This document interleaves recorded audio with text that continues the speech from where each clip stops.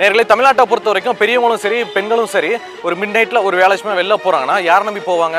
போகிற இடத்துல ஏன்னா ஒன்று நடக்கும், ஒன்று ஆகி போச்சு அப்படின்னா வீட்டில் இருக்க ஆம்பளையில் உடனே வந்துடுவாங்க. இல்லாட்டி போகிற இடத்துல வந்து ரோந்து போலீஸ்காரங்க இருப்பாங்க, ஒரு எந்த பிரச்சனையும் வராமல் அவங்க பார்த்துப்பாங்க, பிரச்சனை வர்றதுக்கு முன்னாடியே பார்த்துப்பாங்க அப்படின்ற ஒரு நம்பிக்கை தான்.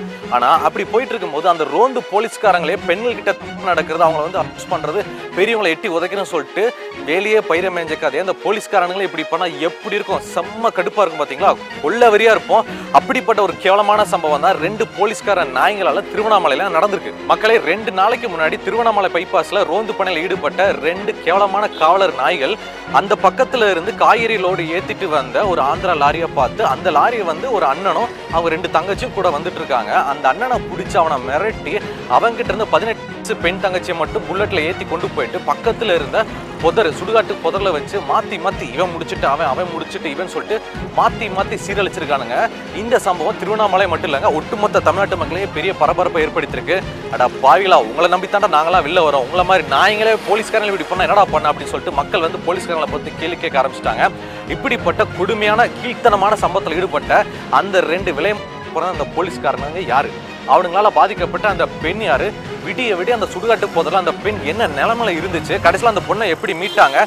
சட்டம் இதுல எப்படி செயல்பட்டுச்சு? இவங்களுக்கு என்ன தண்டனை வாங்கி கொடுத்துச்சு? அரசாங்கம் என்னத்தை பண்ணுச்சு அப்படின்றதான் இந்த செய்தியில நீங்க தெரிஞ்சுக்க போறீங்க. 2 நாளைக்கு முன்னாடி திருவண்ணாமலையில ஏந்தல் அப்படின்ற பைபாஸை கனெக்ட் பண்ற ஒரு பெரிய ஹைவே இருக்கிற பகுதியில் வந்து நீங்க போட்டோல பாக்குறீங்களா, இந்த சுரேந்தர் மற்றும் சுரேஷ்ராஜ் அப்படின்ற இந்த 2 போலீஸ்கார நாய்ங்க தான் அப்ப வந்து ரோந்து பணியில ஈடுபட்டு இருந்தாங்க. சரிங்களா?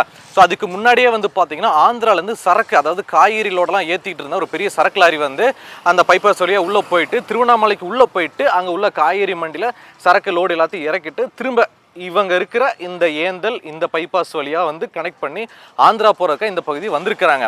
அப்படி வரும்போது இந்த 2 நாய்கள் என்ன பண்ணியிருக்காங்க, அந்த லாரியை வந்து நிப்பாட்டு ஏட்டா ஆந்திரா நம்பர் போட்டு நிப்பாட்டு அப்படி சொல்லி நிப்பாட்டிருக்காங்க. அப்படி நிப்பாட்டி எல்லாரும் கீழே இறக்கி விட்டுருக்காங்க.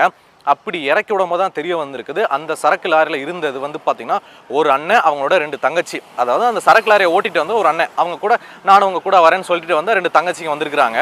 ஸோ இந்த மாதிரி இந்த 2 போலீஸ்கார நாய்களும் ஆந்திரா ரிஜிஸ்ட்ரேஷன் போட்டு ஒரு லாரி வரைய மடக்குன்னு சொல்லிட்டு மடக்குனதுக்கு அப்புறமா உள்ள இருந்து வண்டி ஓட்டிட்டு வந்த ஒரு அண்ணனும் அவங்களுடைய மூத்த தங்கச்சியும் சின்ன தங்கச்சியும் அதுல இருந்து இறங்கி இருக்கிறாங்க. ஸோ இறங்கினதுக்கு அப்புறமா இந்த சுரேந்தர் என்ன பண்ணியிருக்கான்னா, அதில் அந்த சின்ன பொண்ணு தங்கச்சியை பார்த்தோன்னே இவனுக்கு என்ன ஆச்சுன்னு தெரியல, இந்த நான் என்ன பண்ணியிருக்கான், சுரேஷ்ராஜ் கிட்ட போயிட்டு சுரேஷ்ராஜே நில்லு, இவன் 2 பார்த்துக்க, அந்த சின்ன மட்டும் நான் விசாரணை கூட்டு போகிறேன் அப்படின்னு சொல்லிட்டு மிரட்டி சின்ன தங்கச்சியை மட்டும் வலுக்கட்டாயமே அவன் புல்லட்டில் ஏற்றி கூட்டி போயிருக்கான். இங்கேருந்து அவனோட இந்த மூத்தனை டிரைவர் இருக்கான் பார்த்தீங்கன்னா, அவன் வந்து கூப்பிட்றான், சார் எதுக்கு ஏன்டிக்குன்னு கேட்டிருக்காங்க. அந்த மூத்த அக்காவும் கேட்டிருக்காங்க. இது எதையுமே பொருட்படுத்தாமல் சுரேந்தர் வந்து அந்த 18 வயசு பொண்ணை மட்டும் வலுக்கட்டாமல் புல்லட்டில் கூட்டு போயிட்டான். இந்த சுரேஷ்ராஜ் வந்து பார்த்துக்கிட்டான், எதுக்கு சத்தம் போடுறீங்க, விசாரணைக்காக கூட்டு போயிருக்கான் அப்படி இப்படின்ட்டு. அந்த புல்லட்டில் சுரேந்தர் அந்த பொண்ணை கூட்டிகிட்டு போயிட்டு கரெக்டாக 1 கிலோமீட்டர் தூரத்தில் ஒரு சுடுகாடு இருந்திருக்கு. அந்த சுடுகாட்டுக்கு பக்கத்தில் இருக்கிற முட்புதருக்கு வலுக்கட்டாயமாக பைக்லேருந்து இறங்கி கூட்டு போயிட்டு அந்த பொண்ணு கதறுது, விட்டுருங்கன்னு கதறு. அது எதையுமே பொருட்படுத்தாமல் இந்த சுரேந்தர் இந்த நாயே அந்த பொண்ணை வந்து சீரழிச்சிருக்கான்.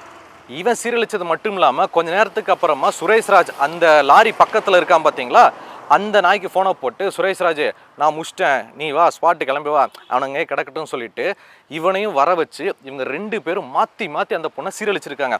இவன் முடிச்சுட்டு அவன் முடிச்சுட்டு இவனும் ஒரு கட்டத்துக்கு மேலே தீந்து போன இந்த 2 நாய்களும் என்ன பண்ணியிருக்கானுங்க அப்படின்னா, அந்த பொண்ணை அம்போன்னு அந்த சுடுகாட்டிலே விட்டுட்டு இவனுங்க அப்படியே புல்லட் எடுத்து பைக் எடுத்து கிளம்பிட்டானுங்க. அந்த பொண்ணு பாவம், நம்ம எங்கே இருக்கிறோம், எந்த ஏரியாவில் இருக்குது, நமக்கு இந்த மாதிரி நடந்திருக்கேன்னு சொல்லிட்டு அவ்வளோ ஆத்திரத்தில் அழுதுகிட்டே விடிய அந்த இடத்துல நின்றுருக்காங்க. நம்ம கூட லாரியில் வந்து நம்மளோட சின்ன தங்கச்சியை காணமே, அந்த சின்ன தங்கச்சியை கூட்டு போன போலீஸ்காரனையும் காணமே, நம்ம கூட இருந்த இன்னொரு போலீஸ்காரனும் இப்போ உடனே கிளம்பி போயிட்டானே, என் தங்கச்சி எங்கே இருக்கா என்ன பண்ணுறான்னு தெரியாமல் இவங்க இந்த பக்கம் தவிக்க அந்த சுடுகாட்டு புதருக்குள்ளே நம்மளை இந்த அளவுக்கு சீரழிச்சு போயிட்டாங்களே, நம்ம என்ன பண்ண ஏது பண்ண, நம்ம அண்ணங்கிட்ட எப்படி போகணும்னு வழி தெரியாமல் அந்த சுடுகாட்டில் விடிய அப்படி இருட்டுக்குள்ளே கிடந்த அந்த பொண்ணும் சரி 2 பக்கமும் ரொம்ப கஷ்டப்பட்டிருக்காங்க. அந்த ஒரு 4 மணி நேரத்தில் சொல்லும் போது எனக்கே ரொம்ப சங்கடமாக இருக்குது. ஆனால் அந்த ஸ்பாட்டில் அந்த சம்பவம் நடக்கும்போது அவங்க மனசு என்ன வேதனைப்பட்டிருக்கும், ஏன்டா தமிழ்நாட்டுக்குள்ளே காலடி எடுத்து வச்சோம் அப்படின்னு மாதிரி நினச்சிருப்பாங்க. மிட் நைட்டில் 12 மணிக்கு இந்த சம்பவம் நடந்துச்சு. கிட்டத்தட்ட 12 மணிக்கு அப்புறமா தான் அந்த பொண்ணை வந்து இந்த 2 நாய்களும் மாற்றி சீரழிச்சிருக்காங்க. அந்த சுடுகாட்டு புதரில் வச்சு அந்த பொண்ணை அப்படியே அம்போன்னு விட்டுட்டு இவனுக்கு போயிட்டாங்க. அதுக்கப்புறமா அந்த பொண்ணு அழுதுகிட்டே இருக்கு, அங்கேயே கிடக்க. காலங்காத்தில் ஒரு 4-4:30 மணி போல் அந்த ஏரியா பக்கமாக பால் ஊத்துறக்க ஒரு வயசான ஐயா போயிருக்காரு. அவர் தான் ஏதோ அழுகு சத்தம் கேட்டு என்ன ஏதுன்னு வந்து பார்க்கும்போது ட்ரெஸ் கிழிஞ்சு ஒரு பொண்ணு அழுதுகிட்டு இருந்துச்சு.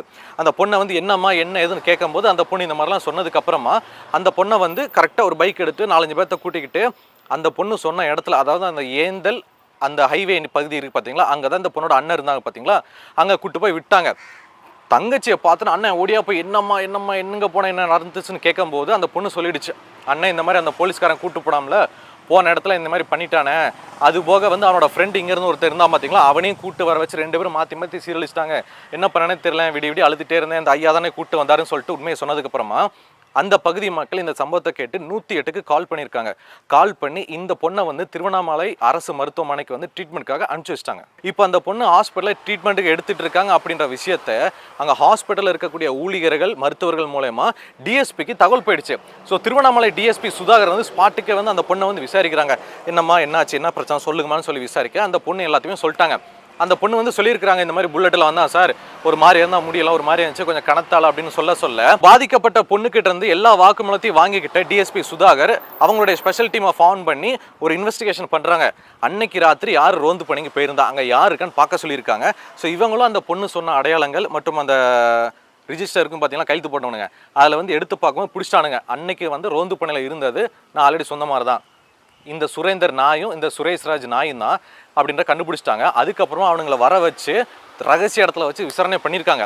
அந்த விசாரணையில் இந்த 2 நாய்களும் உண்மையை ஒத்துக்கிட்டாங்க. ஆமாம் சார், நாங்கள் தான் அங்கே ஸ்பாட்டில் இருந்தோம், லாரி வந்துச்சு, பொண்ணு வந்துச்சு, வந்த உடனே ஏதோ காட்டிட்டு போய் பண்ணிட்டோம் சார், மன்னிச்சுக்கோங்க சார், நம்மலாம் போலீஸ்காரங்க சார், கொஞ்சம் பார்த்துனா பண்ணி விடுங்க சார் அப்படின்ற மாதிரி பிச்சை எடுத்துருக்கானுங்க. இவங்களுக்கு என்ன மாதிரி தண்டனை கொடுக்கும் அப்படின்னு சொல்லிட்டு ஒட்டுமொத்த காவல்துறையினர் ஒட்டுமொத்த மக்களும் பாதிக்கப்பட்டவங்க எதிர்பார்த்துட்டு இருக்கும்போது போலீஸ்காரங்க நல்லா தண்டனை கொடுத்தாங்க. இவங்களை வந்து அந்த காவல் பணியிலேருந்து நீக்கம் பண்ணியிருக்காங்க. என்னது வேலையை விட்டு தூக்கிட்டாங்களா? யோ இவனுங்கன்னா சாதாரண தப்பா பண்ணாங்க, ஏதோ மளிகை பொருள்லேருந்து கல்லாப்பேட்டிலேருந்து கை வச்சுட்டா வேலையை விட்டு தூக்கிட்டாங்கிற மாதிரி சொல்கிற போலீஸ்காரன் 2 பேருமே போலீஸ்காரனுங்க. வேலையே பயிர மேஞ்ச கணக்கா பாதுகாப்பு பணியில் எடுக்க வேண்டிய இந்த நாய்களே ஒரு வெளியூர்லேருந்து ஒரு பொண்ணு வந்து அந்த பொண்ணை சீரழிச்சிருக்கான். வெளியூர் பொண்ணுக்கு இந்த கதினா அப்போ நாளை பண்ண எங்கள் வீட்டு பிள்ளைங்க திருவண்ணாமலையில் இருக்கிற என் குடும்ப குட்டின்னு சொல்லிட்டு நாங்கள் வெளில போனால் எங்களை அடிச்சு போட்டு எங்கள் குடும்பத்தை பண்ணுவோம். இந்த 2 பிறந்த நாய்களும் இப்படிப்பட்டவனுக்கு பெரிய தண்டனை கொடுக்கல, நிற்க வச்சு உடனே சுடணும். இந்த மாதிரி எதுவுமே பண்ணாமல் என்னையா சட்டம் பிடுங்குறீங்க? இந்த மாதிரியான தமிழ்நாட்டில் இந்த மாதிரி சட்டம் இருக்கிற இடத்துல, இந்த மாதிரி போலீஸ்காரங்க நாய்ங்க இருக்கிற இடத்துல உக்காளி உயிர் கூட மிஞ்சாரோய் அப்படின்ன மாதிரி தான் இந்த சம்பவத்தை பார்த்த திருவண்ணாமலை பகுதி மக்களும் பாதிக்கப்பட்ட மக்களும் ஒட்டுமொத்த தமிழக மக்களும் அவங்களுடைய கருத்துக்களை முன்வைக்கிறாங்க. முள்ள மாதிரித்தனம் பண்ணுறவன், முடிச்சவிக்கித்தனம் பண்ணுறவன், தற்குறி பயலுக, குடிக்கி பயலுக, கீழ்புத்தி உள்ளவனுங்க, புறம்போக்கு பயலுக, இந்த மாதிரியான ஆட்களெல்லாம் இந்த மாதிரி போலீஸ்காரனாங்களா ஆக்குனதுக்கு பதிலாக திறமை இருந்து எஃபோர்ட் போட்டு கேவலம் எம்எல்ஏவோட ரெக்கமெண்டேஷன், எம்பி ரெக்கமெண்டேஷன், பணம், இந்த மாதிரி விஷயங்கள் இல்லாமல் நீ போலீஸ் கிடையாது போடா அப்படின்னு சொல்லிட்டு பற்றி விட்டீங்களே, ஊரில் எவ்வளோ பேர் கஷ்டப்பட்டு மற்ற வேலையை பார்த்துட்டு இருப்பான், அவங்களுக்கு இந்த மாதிரியான போலீஸ் வேலை கொடுத்துருக்கலாம். பாவம் அவனுங்களாச்சும் உண்மையாக இருப்பானுங்க இந்த போலீஸ் வேலைக்கு. இந்த மாதிரி ஆட்கள் கொடுத்ததுக்கு என்ன பிரயோஜனம்? வெறும் வேலையை விட்டு மட்டும் தூக்கிறீங்க. இவன் வேலையை விட்டு தூக்கிட்டாப்புல ஐயோ நம்ம வேலை போச்சு, இனிமேல் நம்ம தப்பு பண்ணக்கூடாது, நம்ம நல்லதே பண்ணணும்னு சொல்லிட்டு சமுதாயத்துக்கு வேணால் அப்படி அறுத்து தள்ளிட போகிறாங்க. ஒன்றும் கிடையாது. இவனுங்களை வேலையை விட்டு தூக்கினாலும் மற்ற இடத்துலையும் போயிட்டு மற்ற பொண்ணுங்கள் மேலே வாய் வைப்பான், மற்ற குடும்பத்தை சீரழிப்பான். அதுக்கு பதிலாக இவனுங்களை வந்து கீழே வந்து அறுத்து போட்டுருக்கணும், இல்லை வந்து முடிச்சு விட்டுருக்கணும். அதான் நம்ம நாட்டில் இதான் சட்டம்லாம் ஒன்றுத்தும் கிடையாது. அரசாங்கம் என்ன பண்ணுது, சும்மா மற்ற பிரச்சனைக்கே போதே தவிர இந்த மாதிரி ஆட்களுக்கு எதனா ஒரு கடுமையான சட்டம் வந்திருக்கா? இல்லை. இதுக்கெல்லாம் எமிரேட்ஸ் தான் சரிவிட்டுரும். துபாய் மாதிரியான நாட்டில் தான் ஏன் போய் வாழணும்? 4 சில்லற காசு சேர்த்து பேசாமல் அங்கே போய் அங்கேயாச்சும் பாதுகாப்பு இருக்கும். நம்ம ஊரில் பொம்பளைகளே பாதுகாப்பு இல்லை அப்படின்ற மாதிரி இந்த சம்பவத்தை நேரில் பார்த்த மக்களும் இந்த சம்பவத்தை கேள்விப்பட்ட ஒட்டுமொத்த தமிழ்நாடு மக்களும் அவங்களுடைய கோபத்தையும் ஆதங்கத்தையும் நான் சொன்ன மாதிரி முன்வைக்கிறாங்க. பாலா, சம்பவம் நடந்தது திருவண்ணாமலை மாவட்டத்தில். பாதிக்கப்பட்ட பொண்ணு வந்து ஆந்திரா பொண்ணு. நீ என்னமோ சென்னையில் இருந்துட்டு ரொம்ப பேசுகிற, அந்த போலீஸ்காரங்களை வந்து அவன்ற இவன்ற நாயின்ற, உனக்கு என்னப்பா ரைட்ஸ் இருக்குது? அதெல்லாம் தப்பு, அப்படிலாம் பேசக்கூடாது அப்படின்னு சொல்லிட்டு ஒரு சில பேர் தூக்கிட்டு வரலாம். நான் இப்போவும் சொல்கிறேன், நான் எப்போவுமே பாதிப்பை ஏற்படுத்தினான விட பாதிக்கப்பட்ட மக்கள் இருக்காங்க பார்த்தீங்களா, அவங்க இடத்துல தான் நான் பேசுவேன். நானும் அப்படித்தான், என்னோடய சேனலும் அப்படித்தான். மக்களை, சம்பவம் நடந்தது வந்து பார்த்தீங்கன்னா வேறு கிரகத்தில் வேறு ஒரு இடத்துல நடக்கலை, சரிங்களா? நம்ம தமிழ்நாட்டில் அண்ணாமலையார் ஈஸ்வரர் இருக்கக்கூடிய தமிழ்நாட்டில் நல்ல ஆட்சி இருக்குது, நல்ல போலீஸ்காரங்க இருக்கிறாங்க, நாங்கள் பார்த்துக்குறோம், சூப்பரான இடம் அப்படின்னு சொல்லப்படக்கூடிய ஒரு தமிழ்நாட்டில் நடந்திருக்கு. அந்த இடத்துல என்னங்க ஆந்திரா பொண்ணு கனடா போடுன்னு சொல்லிட்டு அந்த நைட்டு நம்ம ஃபேமிலி காரோட போனால் கூட நம்மளை தான் இப்படி இறக்கி விட்டு நம்ம வீட்டு பெண்கள் மேலே வச்சிருப்பானுங்க இந்த நாய்ங்க. என்ன விடுங்க, இந்த நிகழ்ச்சி பார்க்குற, இந்த செய்தியை பார்க்குற நீங்கள் இருக்கீங்களே, நீங்கள் காரில் உங்கள் ஃபேமிலியோட வரும்போது உங்களை இறக்கிவிட்டு உங்கள் வீட்டு பொண்ணுங்க மேலேயும் இந்த மாதிரி நாய்ங்க கை வைக்க தான் செய்வானுங்க. ஸோ இப்போ சொல்லுங்கள், இவனுங்களை மாதிரி ஆளுங்களை நான் நாய் அப்படி இப்படி திட்டினது தப்பா இல்லையா அப்படின்னு சொல்லிட்டு. நல்ல போலீஸ்காரங்க இருக்காங்க, நான் குறையே சொல்ல மாட்டேன். மக்களுக்காக விடிய பாதுகாப்பு பணியில் ஈடுபடுறவங்க, நல்லதுக்கு முன்னாடி போய் நிற்கிறவங்க, உசுரை கொடுக்குற போலீஸ்காரங்க இருக்காங்க. அந்த மாதிரி போலீஸ்காரங்களுக்கு காலை தொட்டு கூட நான் கும்பிடுவேன், அவங்க மேலே அவ்வளோ மரியாதை வச்சுருக்கேன்.